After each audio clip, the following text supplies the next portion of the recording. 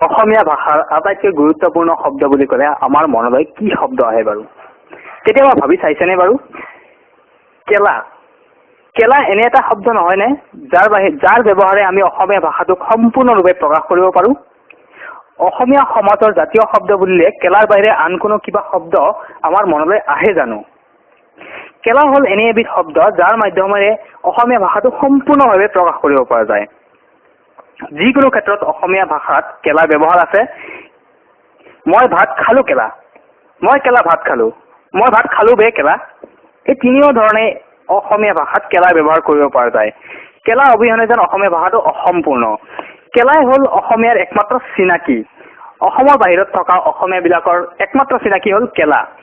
সিহঁতক কেলাইটছ বুলিও জনা যায়। এতিয়া আমি আহিছোঁ কেলাৰ বিভিন্ন ধৰণৰ ব্যৱহাৰলৈকে।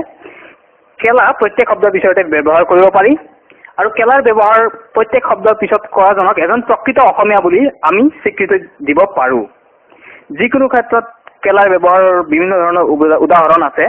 ৰাতিপুৱা শুই উঠাৰ পৰা আমি ৰাতি শুবলৈ যোৱালৈকে কেলাৰ ব্যৱহাৰ কৰিব পাৰোঁ। উদাহৰণস্বৰূপে আমি দিব পাৰোঁ যে মই সাৰ পালোঁ কেলা, মই কেলা সাৰ পালোঁ, মোৰ টোপনি ধৰিছে কেলা, কেলা মোৰ টোপনি ধৰিছে বে, ইত্যাদি বিভিন্ন ধৰণৰ ব্যৱহাৰ আছে। এই বিষয়ে আমি আৰু গভীৰভাৱে গৈ আছোঁ। কেলা এনে এবিধ শব্দ যাৰ মাধ্যমৰ জৰিয়তে মানুহে সুখ দুখ ভাৱ প্ৰশ্নবোধক শব্দ যিকোনো ধৰণৰ আশা আকাংক্ষা চব প্ৰকাশ কৰিব পাৰে। আমি প্ৰথমতে ধৰি লৈছোঁ দুখ প্ৰকাশ কৰা বাক্য। উদাহৰণস্বৰূপে কেলা মানুহজন মৰি থাকিল বে, এইটো এটা খুব দুখজনক বাক্য য'ত কেলাৰ ব্যৱহাৰে বাক্যটোক সোণত সুৱগা চৰাই দিছে।